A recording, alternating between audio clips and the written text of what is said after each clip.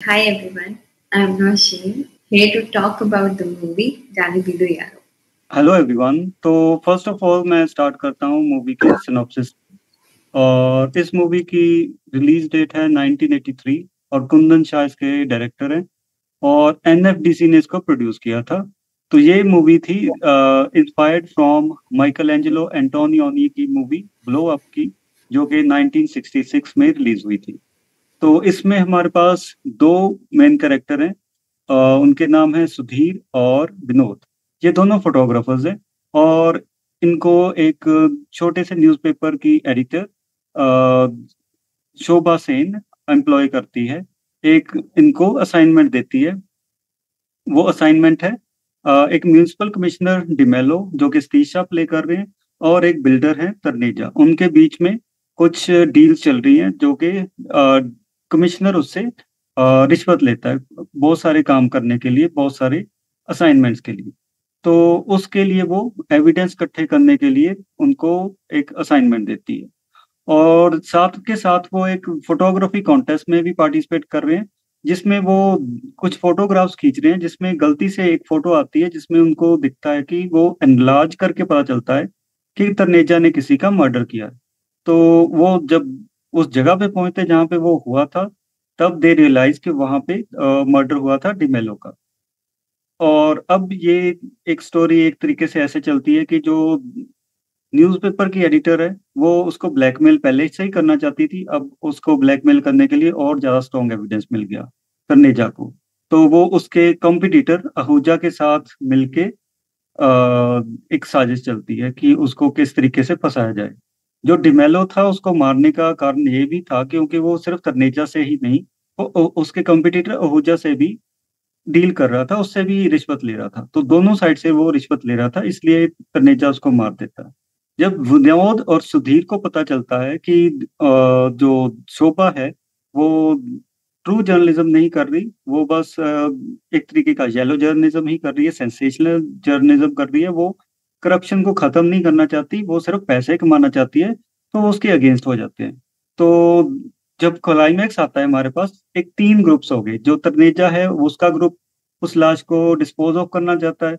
जो अहूजा और शोभा है वो लाश को अपने पास रखना चाहते हैं ताकि वो उसको एक्सप्लॉइट कर सके, तनेजा को फंसा भी सके और पैसे भी ले सके। तीसरी साइड आती है विनोद की और सुधीर की, जो इस लाश को पुलिस तक पहुंचाना चाहते हैं और अपने पास जो उनके एविडेंस है उसको भी पुलिस के साथ पहुंचाना चाहते हैं ताकि तनेजा को कम से कम सजा दिलाई जा सके। तो जब ये तीनों एक ही चीज के लिए एक भागते हैं जहाँ उनको चाहिए वो लाश, तो वहां पे एक कॉमेडी ऑफ एरर्स क्रिएट होती है, बहुत सारे कॉमिक सीन्स क्रिएट होते हैं। और उससे पहले भी हम देखेंगे कि वो किस तरीके से उन जो जो फिल्म में हो रहा है उन थीम्स का क्या क्या मतलब है और आज वो किस तरीके से रेलेवेंट है। जैसे जर्नलिज्म के बारे में मैंने बताया, सेंसेशनलिज्म या येलो जर्नलिज्म, जो कि इसके साथ हम आज 2024 में भी कनेक्ट कर सकते हैं।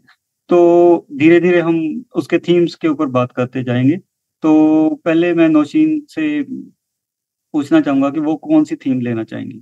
जैसे कि स्टोरी लाइन है जाने भी दो यारों की, उसमें काफी काफी कॉम्प्लेक्सिटीज हैं, काफी सब टेक्स्ट है। सब टेक्स्ट मतलब एक तो जो सिंपल प्लॉट चला आ रहा है वो, और जो प्लॉट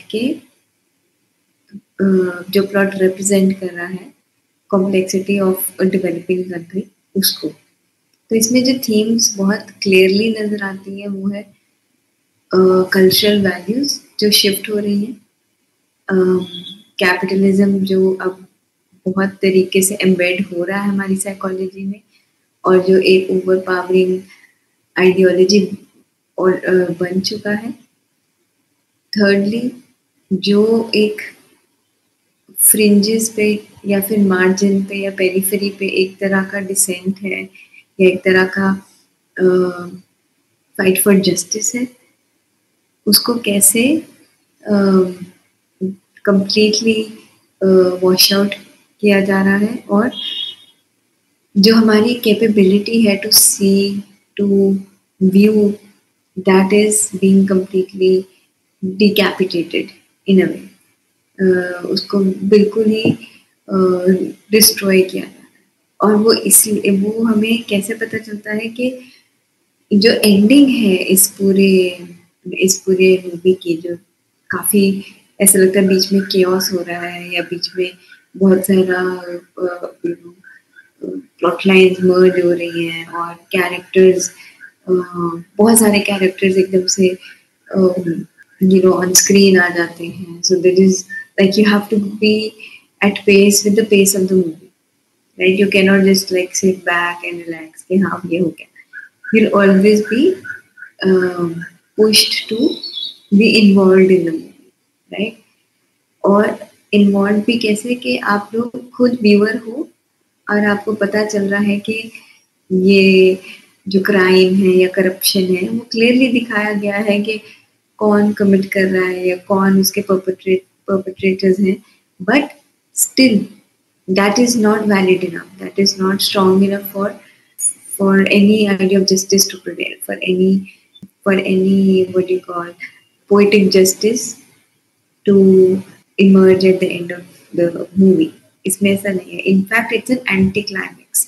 जैसे मूवी एंड हो रही है, जो दो लोग बहुत सिंसियरली और बहुत आइडियलिस्टिकली अपनी लड़ाई लड़ना चाहते थे और ट्रुथ को अनकवर करना चाहते थे, वही दो लोग एंड में, I mean they are the one who are arrested and who have to serve a sentence because they are the ones who are जिनको फंसाया जाता है, who are the scapegoats to the mess which is the murder and the corruption, right?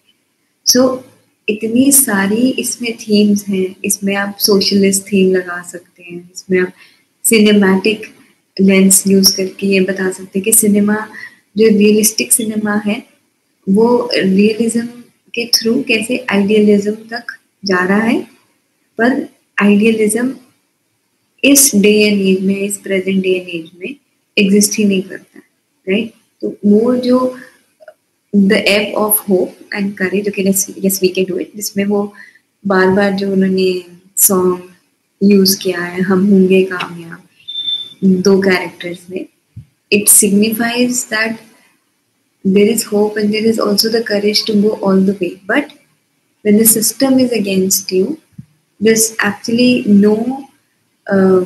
nothing you can really do to create a change. And in that journey of creating a change, it is you who has to surrender to the change that has already taken place. तो ये मेरे को समझ में आया, as a nation which is developing towards the ideal of modernism, towards the ideal of a first world country, तो उसमें क्या क्या आप slowly corrode कर चुके हो, और slowly उसमें आपका जो अपना नेटिव सिविलाइजेशनल फाउंडेशन है वो हिल जाती है, राइट? तो उसमें इन्होंने भी महाभारत का यूज किया है क्लाइमेक्स में, जिसमें उन्होंने महाभारत को बिल्कुल डिस्टॉर्ट कर दिया, which is like what you call it, the epic of morals, of high standing, ideal, justice, faith, right? So उसी को बिल्कुल डिस्टॉर्ट करके हमारे सामने रखा गया.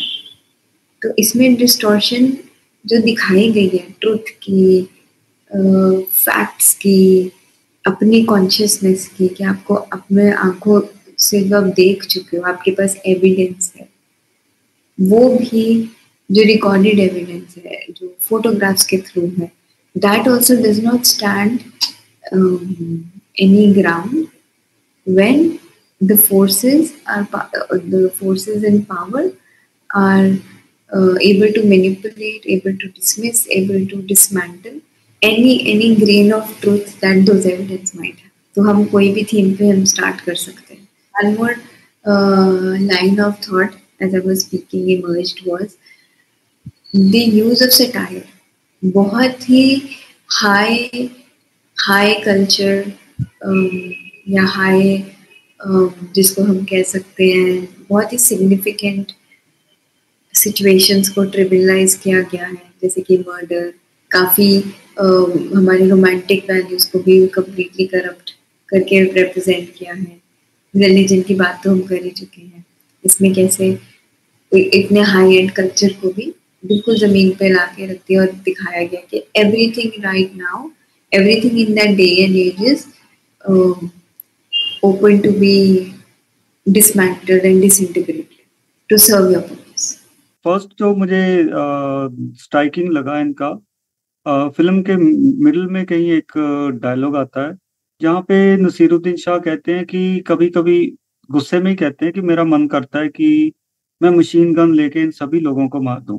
उसमें क्या वो क्रिटिक है उस एंग्री यंग मैन वाले उस फिगर का जिसके मतलब लगभग हाई एरा में ये फिल्म बनी थी, क्योंकि 1973 में अगर वो स्टार्ट हुआ था, उसके 10 साल बाद तक अमिताभ बच्चन के साथ साथ वो और भी बहुत सारे एक्टर्स इस ट्रोप को कॉपी कर रहे थे। तो क्या हम इसको एज क्रिटिक को देख सकते हैं? और एक कॉमन मैन जब वो सोचता है तो वो नहीं कर पाता, पर उसके सामने आइडियल वही है कि मशीन गन लेके मैं बुरे लोगों को मार दूं।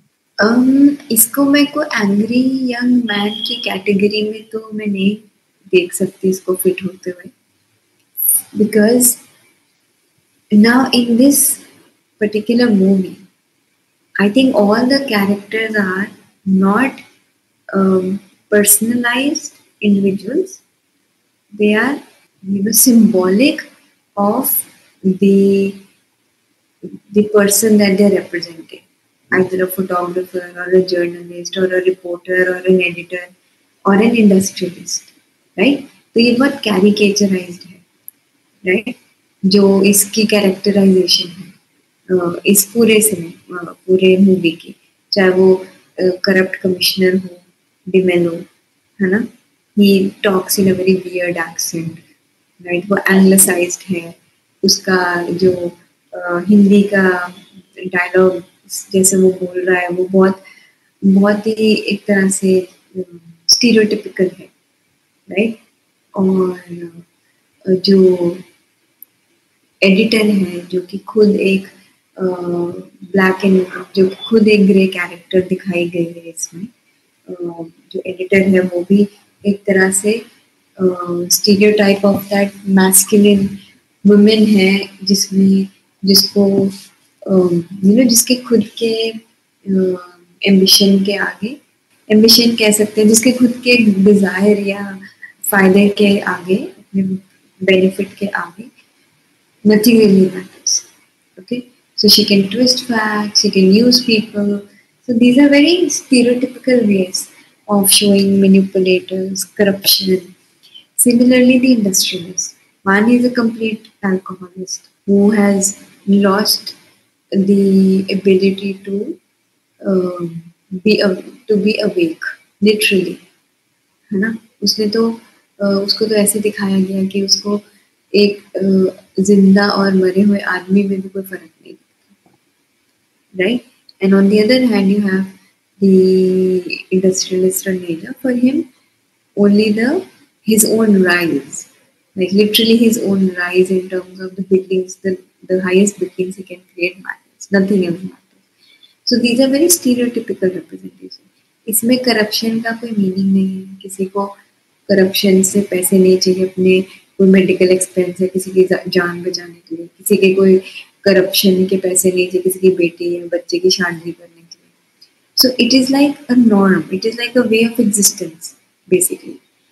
तो जब एग्जिस्टेंस ही इतनी ज़्यादा हमारी लिविंग जो दिखाया गया है इसमें, ये जो इन्वेजन ऑफ ट्रूथ है या लाइज इतना प्रेवलेंट, मैनिपुलेशन इतनी प्रेवलेंट हो चुकी है, तो उसमें जो वायलेंस भी दिखाई गई है वो एक्चुअली वायलेंस फील नहीं हो रही, right? The gun shot with which DeMello was killed was actually not violent at all.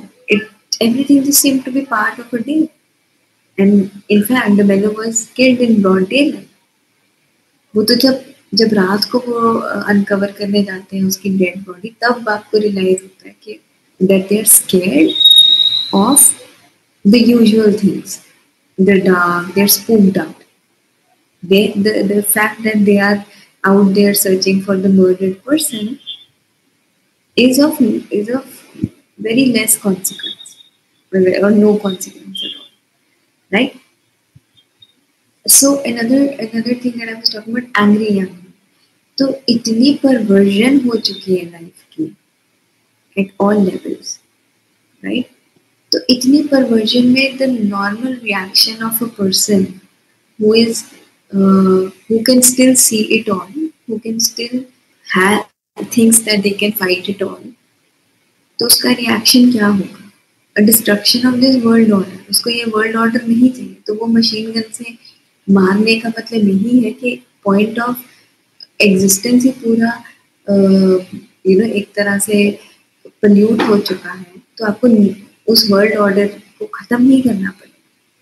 जैसे कि बाकी मूवीज़ में दिखाया जाता है, जो आपकी ज़ॉम्बी मूवीज़ हैं, जो आपके आई एम लेजेंड है, जिसमें एक इंसान बच गया है जो अभी भी थोड़ा अवेकन है, और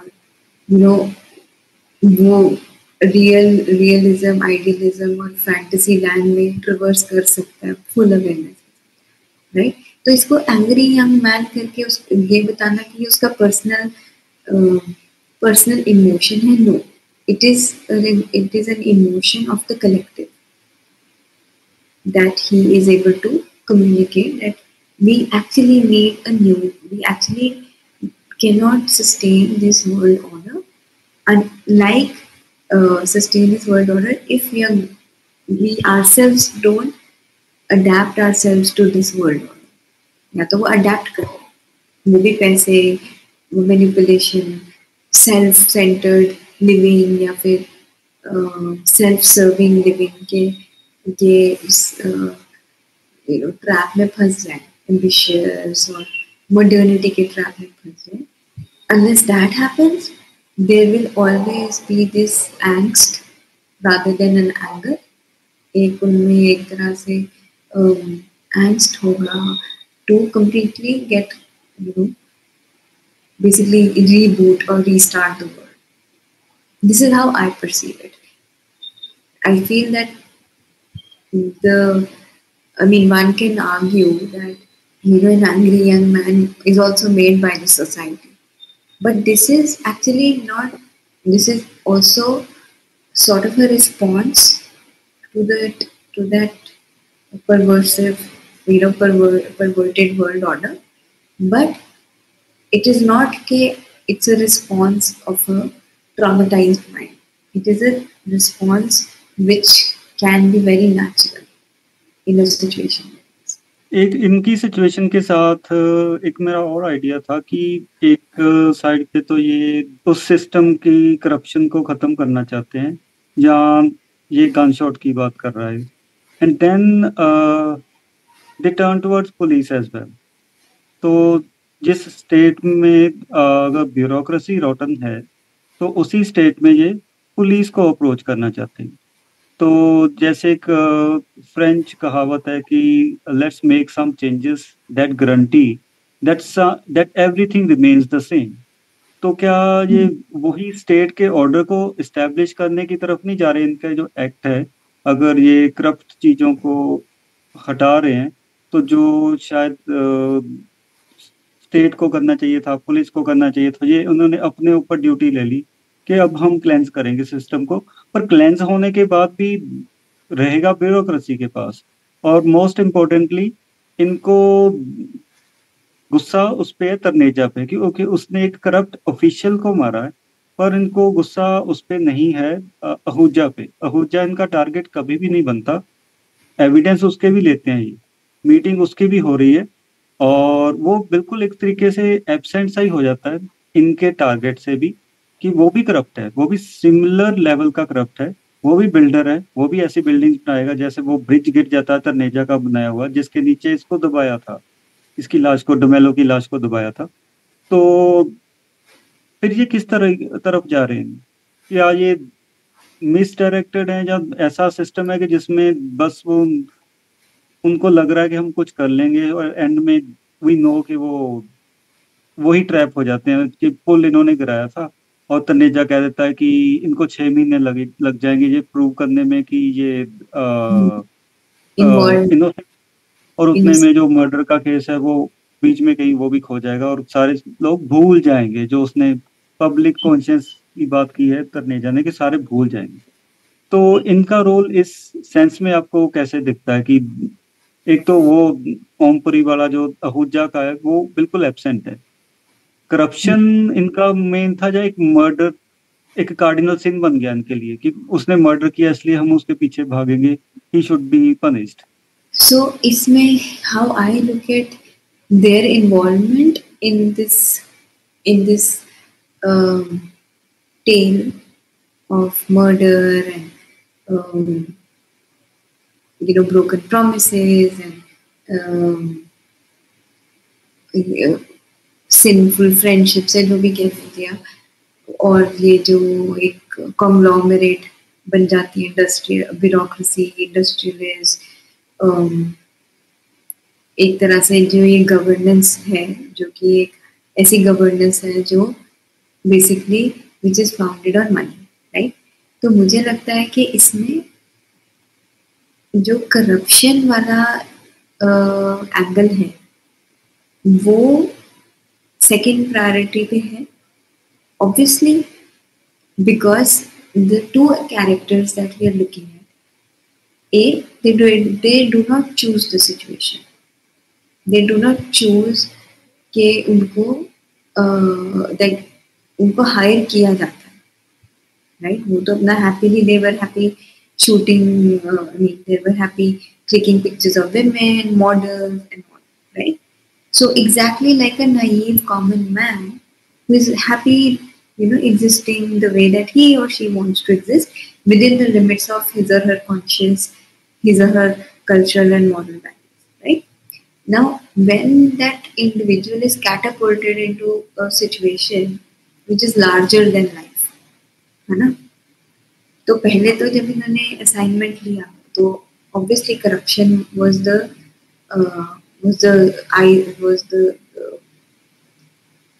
plague, in a way, the illness of society that they wanted to highlight, and they could see it, right?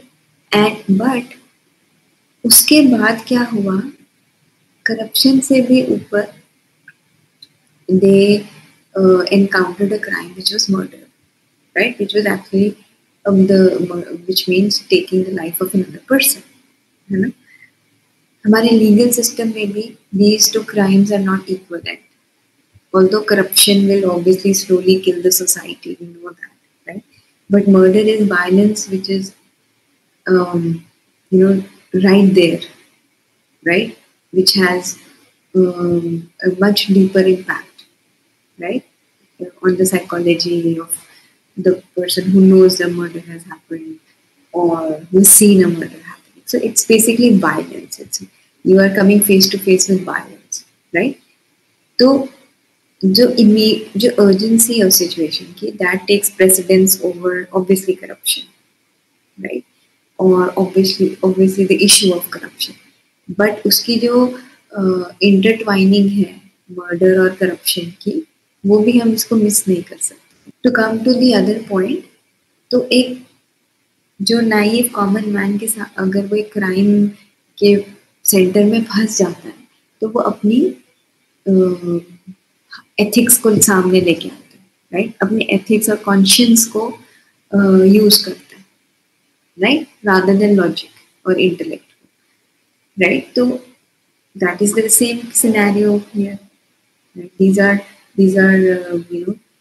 youth of a nation who believe in the ideal of high truth, high ideals, romanticizing patriotism, वो सब कुछ, secularism, everything, right? पूरा socialist, republic, constitutional ethics को ये साफ मानते, जो कि हमें दिखा है पूरी, right? Now when they come face to face with bureaucracy, that they can still deal with in some way or the other. But when they come across with something like a murder, the embedded conscience, comes to the fore and propels them to get hooked to take an action, कि भाई murder कैसे कर लिया। जब तक पैसे ले रहे थे it was very much humorous. सारा जो भी इनका एंग्स्ट है, एंगर है, वो काफी हद तक I think an hour in the movie के बाद ही हमें दिखाई देता है, right. Firstly it's all treated with humour, right. The whole, तो उसमें फिर बिकॉज इन्होंने रिलीजियस एंगल भी दिया है तो एथिक्स की बात तो आएंगे, राइट। और हमें ये भी पता चला है, हमें बहुत क्लियरली ये भी समझ आता है कि these two people have been literally without their consent, without their choice, have been pushed into this, right? And their natural value will emerge, है ना। और इसमें जो कॉमन मैन को एज एन आइडियल इंडिविजुअल जो कि क्रिटिक कर सकता है नेशन स्टेट को, है ना, जो उसको करना चाहिए, वो भी हाईलाइट होता है कि सेल्फ जो गवर्नेंस है एक कंट्री का, उनका ब्यूरोक्रेटिक सिस्टम है, जो उनका जो लीगल सिस्टम है, उसका क्रिटिक कौन करेगा? वो लोग नहीं करेंगे जो उसके अंदर काम कर रहे हैं, वो लोग करेंगे जो उन सिस्टम्स के what do you call them, like who are impacted by that system, for whom the system is created, right? So that is also a crucial point to remember, that they are not misdirected, they are coming with a universal, traditional, ancient approach to a fast changing world. जैसे अगर आज हमारे कोई बहुत ही heinous crime commit होता है, हमारे ethics और हमारे कॉन्शियंस भी जाग उठती है, right. Although we live very numb lives, जब तक it doesn't reach us we are absolutely fine, but when we feel something has really punctured our sense of security, we all rise, irrespective of the consequence or the transformation it has. वो ही चीज दिखाई गई है। जो already modern bureaucracy और capitalist system के part बन चुके हैं, जिन्होंने फुली तरीके से अडेप्ट कर लिया है, अपनी मॉरल वैल्यू चेंज कर ली है, for them the question of ethics is very easy to handle, but for somebody who has not completely, आपने बोला कि क्या ये लोग मिसडायरेक्टेड हैं कि फोकस इनका मर्डर बन गया और करप्शन इग्नोर हो गया या इतना उसको इम्पोर्टेंस नहीं दिया गया। तो मैं उस पर बात कर रही थी कि जब एक कॉमन मैन जिसको कहते हैं, who's the conscience keeper of a society, gets catapulted into a situation where there is intrigue and murder and conspiracy and everything, so they will act out of their ethical compass, right? And us radar of ethics में murder will always take precedence over corruption. तो इसी में भी यही है कि ये दोनों जो represent कर रहे हैं, they are the naive victims of the system. As soon as the system reaches them, right? जब तक हम सिस्टम से दूर रहते हैं, हम अपने बबल में जी सकते हैं। जैसे हम कहते हैं ना कि अपर मिडिल क्लास को क्या फर्क पड़ता है कि कौन सी सरकार आ रही है, राइट? या डोमिनेंट क्लास को, not even upper middle class, dominant class को फर्क पड़ता है कि कौन सी सरकार आ रही है। पर हाँ, bureaucrats, socio-economically backward classes, socio-economically dependent classes, उनको फर्क पड़ता है, राइट? तो इसमें एक डायलॉग है कि जब ये फर्स्ट जब ये इनिशियल कुछ सीक्वेंसेस में जब इनकी हायरिंग हो चुकी होती है, असाइनमेंट मिल चुका होता है, तो there is this dialogue exchange between the two photographers who are friends saying कि जो शोभा है वो काम तो करा रही है लेकिन पैसे नहीं दे रही, तो वो बोलते कि खाने के पैसे भी नहीं, ठीक है। तो of course we know that there is an exploitation which is part of the capitalist way of living, which is part of modernity, where you know the labor is not paid or paid enough for the work that they're doing. तो इसमें भी जो हम कह सकते हैं उसमें कि इनका जो आइडियलिज्म है फॉर जस्टिस टू, और ये बार बार बोलते हैं कि हम सच्चाई को अनकवर करना चाहते हैं, राइट। तो वो उस सच्चाई को अनकवर करते करते obviously they will start at the point which is the most significant, which is murdering somebody, and from there they can lead system towards other sicknesses that plague the system, right? Which includes corruption, which also includes favor, biases, nepotism, कुछ भी, right? तो उस case में मुझे लगता है कि ये वो मिसडायरेक्टेड नहीं है, बिल्कुल। यस, उसमें बहुत हमें मिसडायरेक्शन इसलिए दिखती है because we are seeing the conflict between the ideal, which was not an ideal in a civilization before modernity, right? Which was a norm. And but here, when we traverse a few years into the future from ancient times, the ideal becomes asynchronous. I mean, it feels as if it's like out of place in a world which is too real, too dishonest, where violence is there, where violence exists, where manipulation exists, where backstabbing exists, all those things exist, right?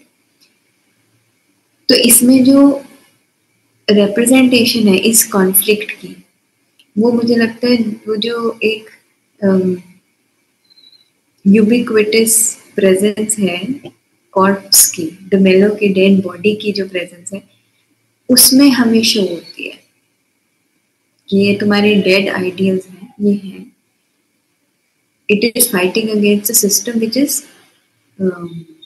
Regenerating itself, right, जिसको ज्यादा कुछ की जरूरत नहीं है, उसको बस एक नीड पैदा करनी है, उसको नीड और ग्रीड पैदा करनी है और वो सेल्फ जनरेट हो सकता है, राइट। तो जो कॉर्प्स की प्रेजेंस है, it is very, very, I mean, we cannot just dismiss it as a prop to be used or only as used for purposes of humor, right? वो जो पूरी प्लॉट लाइन है वो पूरी कॉर्प्स के ऊपर ही है।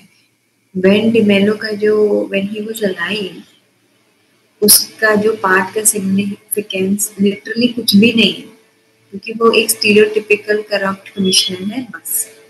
लेकिन जो उसका डेड बॉडी का सिग्निफिकेंस है वो एक तरीके से बहुत वेटेज है, उसमें बहुत ज्यादा वेटेज है, because it is showing the living, it is actually showing the living the insignificance. Actually, it is showing the two characters who are fighting for truth and justice, the futility के literally उनकी जो struggle है वो बहुत ही useless है और वो literally एक dead weight carry करी जा रहे और उसके पीछे अपना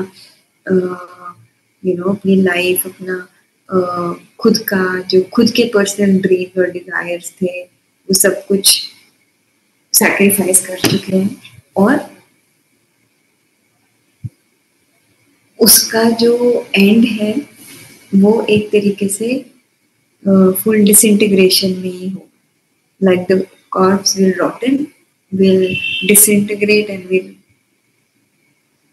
will no longer exist even in the memory of people. तो इस जो ये इतना जो इसका स्क्रीन प्ले राइटिंग डायरेक्शन, चाहे ये इंस्पायर्ड भी है फ्रेंच मूवी जिसका आपने नाम लिया, बट जैसे जिस तरीके से इन्होंने कंटेक्चुअलाइज किया है 80s के इंडिया में, जबकि बहुत फास्ट पेस डेवलपमेंट हो रही थी, तो these are not, this does not seem something which is work of an imagination. And obviously the location of all the chaos and all the story, where the story unfolds is Mumbai, where literally anything and everything can happen. तो मुझे लगता है कि ये movie हर किसी era के लिए बहुत ही रेलिवेंट है और बहुत ही एक तरीके से रेलिवेंस ऐसे भी नहीं है कि हमें आइडियलिज्म की तरफ इंस्पायर करे। ये रेलिवेंट इसलिए है कि जब आइडियलिज्म या रियलिज्म टक्कर में आएंगे, whenever they will come in opposition, it is only the powerful ideology which will win. So it's an ideological battle basically, which is represented through symbols and character. और अगर हम इसको फ्लिप करके देखें, जो आजकल लेफ्टिस्ट लिबरल आइडियोलॉजी है, जो वोक पॉलिटिक्स है, right, that is becoming prescriptive,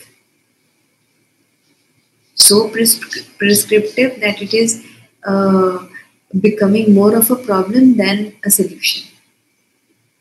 Because उसमें क्या हो रहा है, उसमें भी एक तरीके से जो एक आइडियल होता है उसको बॉक्स किया जा रहा है, लेकिन जब तक आइडियलिज्म इंटरनलाइज नहीं होगा, जब तक वो पर्सनल कॉन्शियसनेस से नहीं मिलेगा, उसका रियलिज्म में बदलना पॉसिबल ही नहीं है। वो एक तरीके से फिर एक कार्डबोर्ड या बिलबोर्ड के ऊपर एक तरीके से स्लोगन बन के ही रहेगा, जैसे do no evil, be kind to your neighbour. तो इसमें भी यही है कि क्योंकि वो आइडियलिज्म ह्यूमननेस से इतना दूर जा चुका है एक तरीके से वो एक कॉन्क्रीट ब्लॉक बन गया है, तो वो भी एक वेट बन जाता है for a person to carry. एक इसमें जो अब लास्ट सीक्वेंस पे आते हैं, जो महाभारत वाला सीक्वेंस है, उसके बारे में मुझे काफका की याद आ रही है कि एक मॉडर्न वर्ल्ड में कॉमन मैन का जो क्लोजेस्ट कांटेक्ट है गॉड के साथ, दैट इज ब्यूरोक्रेसी।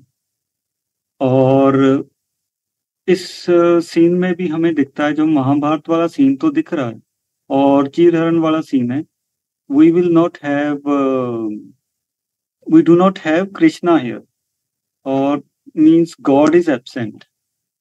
और जब वो सीन की सारी कंफ्यूजन भी एंड होती है, वो जाते हैं श्रीवास्तव के पास, जो कि डिमेलो का सक्सेसर है, और पुलिस को सारा कुछ बता देते हैं, और पुलिसमैन इनको आश्वासन दे के श्रीवास्तव के पास ही जाता है, और श्रीवास्तव का word is taken as the final word, and finally they are implicated. उनके ऊपर इल्जाम लगता है कि इन्होंने पुल गिराया था, क्योंकि एक पुलिसमैन ने, एक हवलदार ने इनको तब देखा था उस पुल के आसपास जब वो गिरने से पहले, जबकि ये सिर्फ लाश खोद के लाने के लिए गए थे। पुल तो उनकी करप्शन की वजह से गिरा, क्योंकि उसने कुछ किया नहीं था।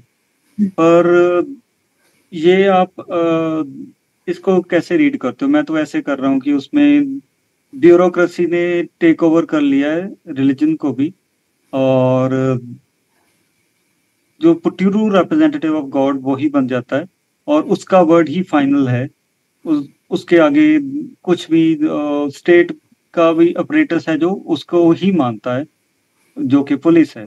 और ये भी पुलिस के पास जाने की कोशिश करते हैं, इनके पता नहीं कौन से रोमांटिक आइडियल्स थे कि पुलिस, या शायद फिर मुझे वही याद आता है 1973 का अमिताभ बच्चन कि शायद पुलिसमैन वैसा होगा जंजीर वाला, पर इनको वही मिलता है जो कि ऊपर से जो ऑर्डर आया उसको मानेंगे।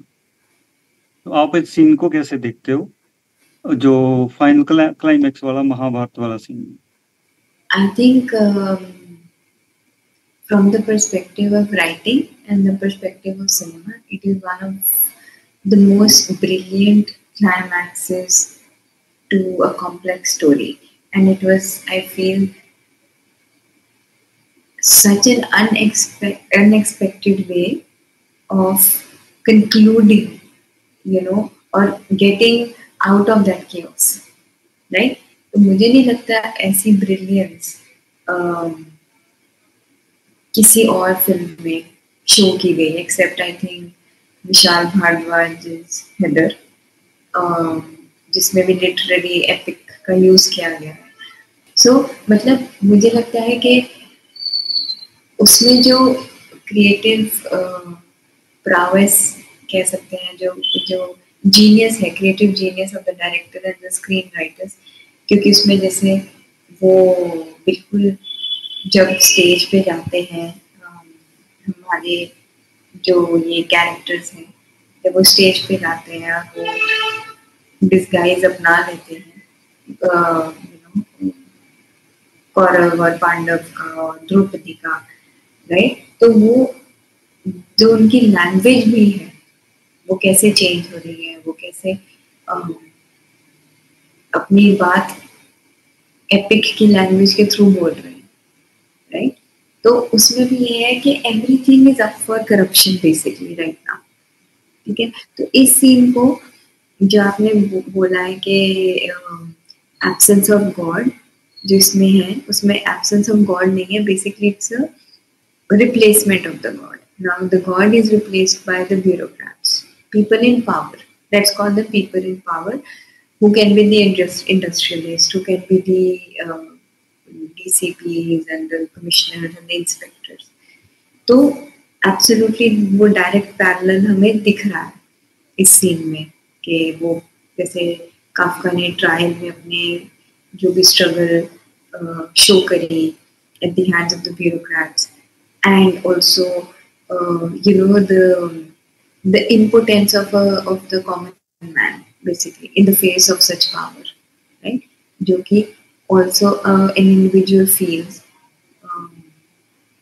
a complete surrender when they talk about cosmic or divine power, है ना? एक तरह से वैसे ही तरीके का वो है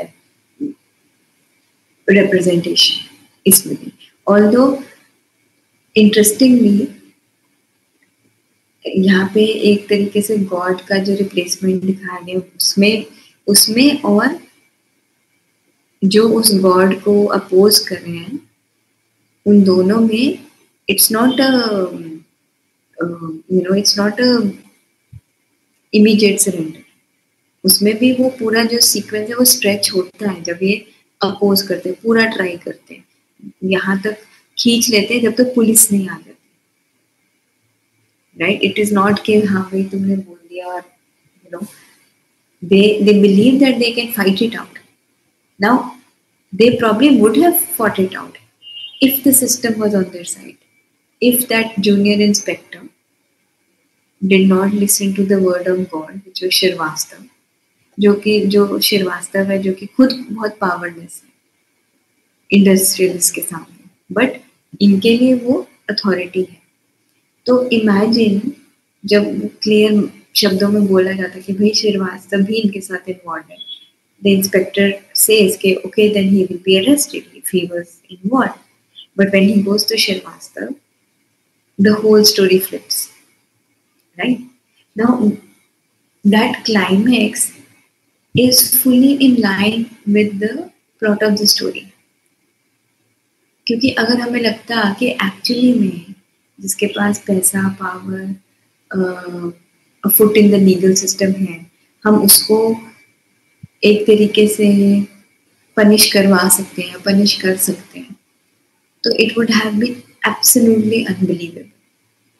तो इधर आके हमें दिख रहा है कि we are in a society where idealism has to crash, and realism has to take its place.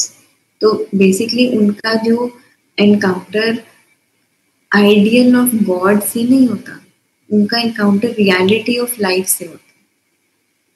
उस मोमेंट पे उनको उस मिथिकल लिविंग से बाहर आना ही पड़ना था।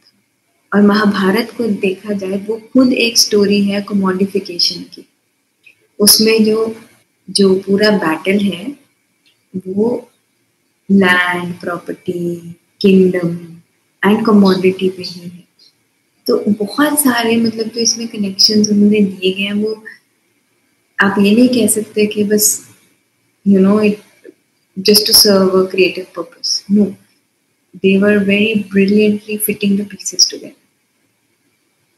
And I think the use of Mahabharata and with the mix of the Mughal empire coming in also, right?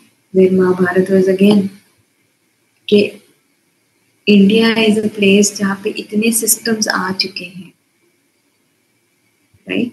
And now from that cultural foundation we have to come out. And how are we coming out? By serving the new myth, thus by serving the new divine cosmos, which is the world of capitalism, where everything is up for selling and buying. चाहे वो आपका journalism हो जिसमें the editor herself is following this case because she knows she can make money out of it, right? Where it is the legal law and order which themselves are hand in glove, right? They don't care कि उनका urban infrastructure is so flimsy or it's so detrimental, right? तो उसमें एक dialogue भी बोला जाता है कि जब ये पुल बनेगा फिर वो तनीला बोलता है कि जब हमारा ये पुल बन जाएगा तो बहुत सारे लोग इसके नीचे घर बना सकते हैं। Now that again tells you cities में जैसे पेरिफेरी पे पहले स्लम्स होते थे, अब पूरी एक तरीके से there is an underbelly of the city which is the habitation under the pools and the flyovers. Now, you think that it is something to be proud of, or is it something to question? So there are many questions that this movie puts forward. Many questions, and that is why the movie may not be very easy to watch and enjoy. Actually, it can be easy to watch and enjoy if you only look at the humor aspect of it. That it is funny, it is, it also can provoke a reaction like, हाँ, obviously, इनके साथ तो ऐसे ही होना था कि ये पागल. For us to be able to think कि the fight for justice is unnatural shows how much this ideology, this capitalist modern ideology has invaded our own psychology. तो मेरे लिए तो ये मूवी इसीलिए बहुत ज़्यादा significance रखती है as a work of literature, as a work of art that poses question, that states that okay, this is the conflict, this is the realism of your life, and this is the ideal which is going to crash when it meets this failure. इसमें एक तरीके से इस महाभारत के narrative में interlude आता है जहाँ पे अकबर और सलीम की स्टोरी थोड़ी सी प्ले आउट होती है, जिसमें हम देखते हैं कि उनकी भी इंटरनल एक स्ट्रगल चल रही है, जहाँ कॉन्फ्लिक्ट चल रहा है फादर और सन में।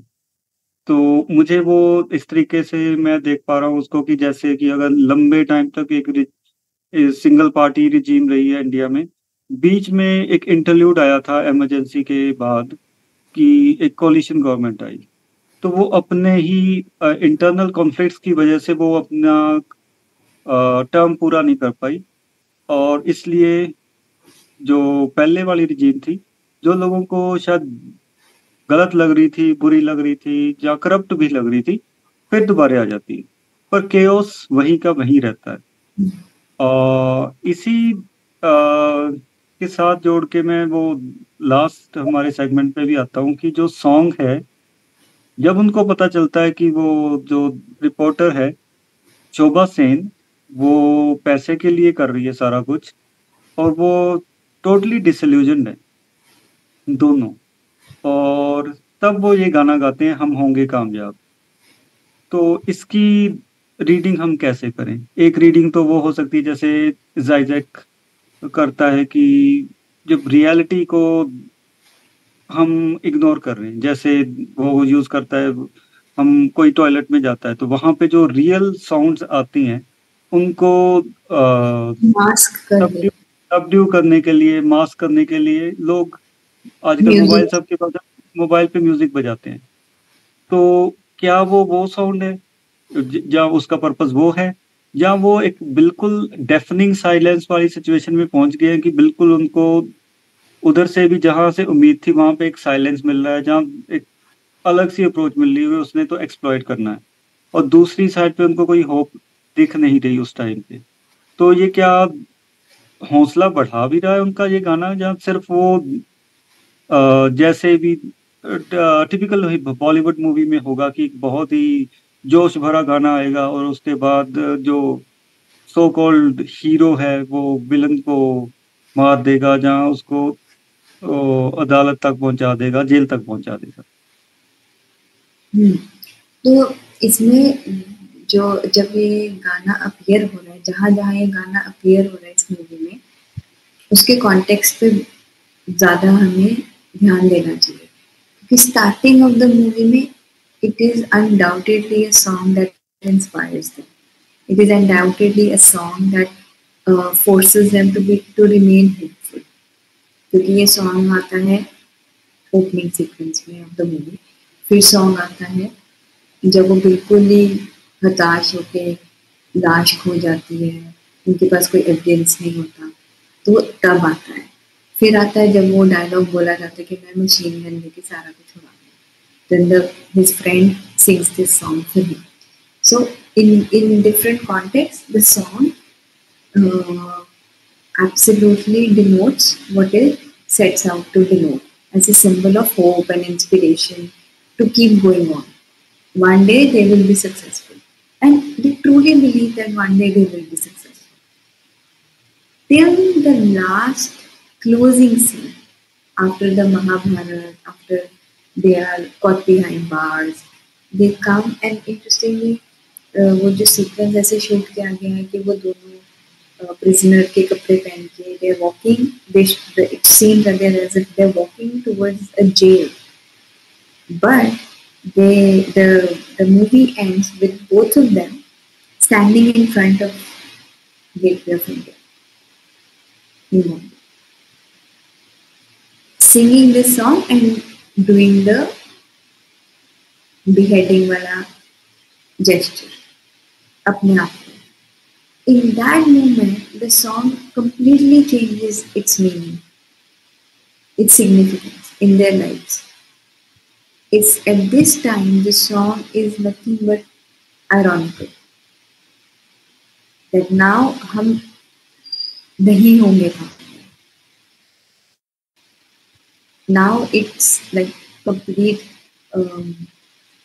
complete what do you call it? Collapse of their hope, collapse of their optimism. तो वो जर्नी जो इतनी critiquing the system, being cynical about the system, क्योंकि बीच में उसका फ्रेंड बोलता भी है कि मुझे तो वो खबरदार की एडिटर पे भी बहुत शक है, right? See, from this idea of, oh wow, we are hired to investigate something, being so optimistic about being in this position of change, to be able to bring about the change. वहाँ से हम cynicism में जाते हैं, from cynicism there is a complete ebb into pessimism, right? तो उनके जो उस टाइम पे एंडिंग भी जो सॉन्ग से हुई है, और जो उस सॉन्ग को जब जिस सिचुएशन में जैसे और वो जैसे गा रहे हैं, जैसे वो एक्ट आउट कर रहे हैं, it is completely that it has lost its you know power as a means to inspire humans and citizens of a country to be able to hope for a change, and also it has become contradictory to its meaning. तो मुझे तो यही reading आती है उस song की कि उसका कॉन्टेक्स्ट, उसका जो यूजेज है वो यही सिग्निफाई करता है उनका ऑप्टिमिज्म से cynicism to pessimism, complete surrender to the system कि हम लोग। और आप देखा भी जाए कि उनको किसी मर्डर चार्ज में नहीं अक्विट किया गया, कन्विक्ट किया गया, उनको एक ऐसे चार्ज में कन्विक्ट किया गया जो कि it is not as serious as being charged with somebody's murder, right? उनको चार्ज किया गया कि वो they had some role to play in the collapse of the bridge, right? Which shows us that but this experience of their lives has completely changed the way they look now at the world that they're living in. उनकी life शायद खत्म ना हो, वो 6-7 महीने में शायद छूट के भी आ रहे, but this is an experience of theirs which will no longer let them live how they were living before this experience, before this situation or before this circumstance. तो उनकी जो उनको भी पूरा सिस्टम ने अपने अंदर एनगल्फ कर लिया, जो कि बहुत सारे डिसेंट रिपोर्टर्स और जर्नलिस्ट ने शायद फेस किया। कुछ सकम कर गए हैं, कुछ एग्जाइल में चले गए हैं, कुछ फिर भी लड़ी जा रहे हैं despite the threats, despite the danger that is posed to them. But it is again, how much is the individual ready to fight and for how long is the individual ready to fight? That I think within that that trap.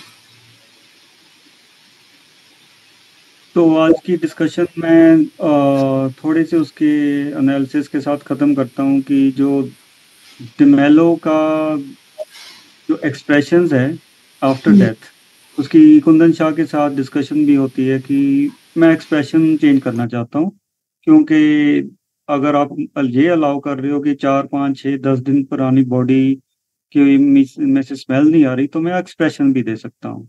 और इसके बारे में एक newspaper में भी लिखा गया था रिव्यू में कि Satish Shah better dead than alive.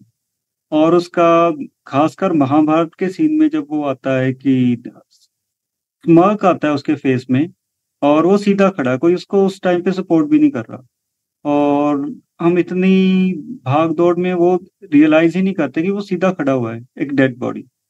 और शायद वो वही स्मार्क वो व्यूअर्स के लिए, उस टाइम पे बैठे हुए ऑडियंस के लिए भी है कि ये जो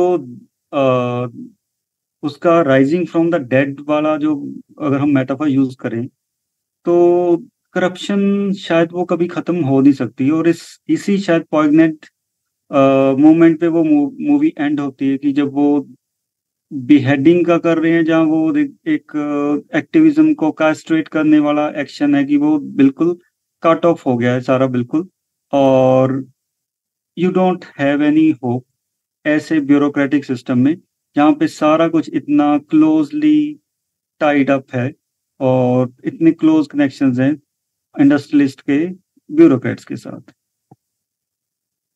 तो नौशीन, इसके ऊपर अब फाइनल कमेंट्स आपके। नहीं, एब्सोल्युटली, जो बहुत अगर हम रियलिज्म की बात भी करें तो जो कॉर्प्स का पूरी मूवी में प्रेजेंस है वो एक तरह से रियलिज्म को तो बिल्कुल डिसमिस ही कर रहा है ना, right? That weirdly the whole movie is revolving around the cops, right? Biologically हमें पता है कि ये it's an overstretch और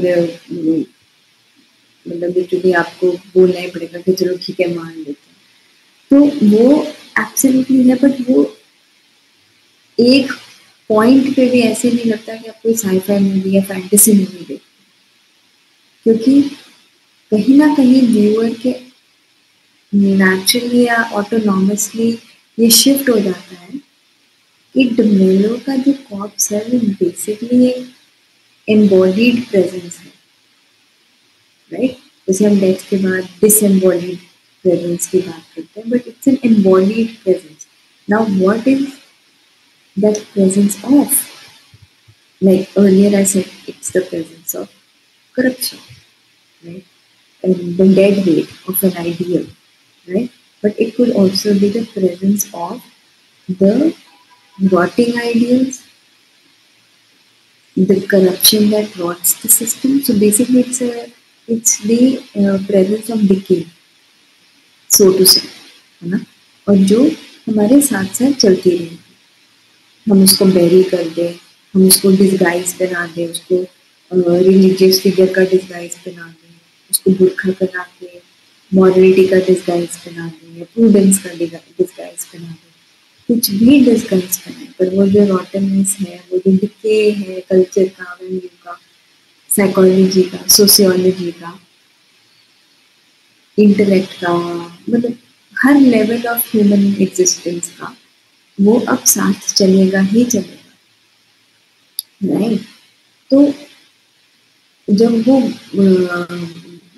जैसे कि पूरे महाभारत में उसमें ये भी होता है कि push and pull happening with the body, कि हमारे साथ जाएगी, हमारे साथ जाएगी, नॉट रियलाइजिंग दैट कि वो तो यूनिवर्सल ही है, वो डिके एब्सोल्युटली यूनिवर्सल है, वो ये हो ही नहीं सकता कि वो एक सेक्शन ऑफ सोसाइटी को टच करेगी. It is impossible, right? Because it has now become intertwined with the air we breathe, right? So in a way, it is. I feel like it is in a kind of a triumph of that decay. तो वो भी एक तरीके का symbolism ही है कि उसने अब बिल्कुल अनरियलिस्टिक नहीं लग रहा in the if you have to look at it cinematically, वो आप किसी इस्तेमाल ऐसे नहीं कर सकते कि बिल्कुल उन्होंने जैसे उसको स्केट्स पहना के चलाया है, उन्होंने उसके कपड़े चेंज करे हैं, उन्होंने जैसे रिगर मोटिस को यूज किया है, उसकी पोजीशन चेंज करनी है, तो that way it's like I would say very well done. Overall, this movie is like so layered, so complex that with each viewing you can unlayer another way of looking at the same plot. But yes, modernity, development at the cost of humaneness and the values that were cherished earlier. It's a very powerful satire in that. I would just like to end with a few lines that Tarkovsky wrote in his book Sculpting in Time, which he called the art of cinema, and he called Sculpting in Time. So he says that hideousness and beauty are contained within each other. This prodigious paradox in all its absurdity leavens life itself, and in art makes the wholeness in which harmony and tension are unified. An image can be created and make itself felt, but none of this can be understood in a cerebral sense. तो दिमाग अगर हम नहीं लगाएंगे तब भी हमें समझ आ जाएगा कि ये मूवी क्या बोल है उसकी अंधेरी में। तो इसके साथ ही हम आज की डिस्कशन को यही एंड करते हैं।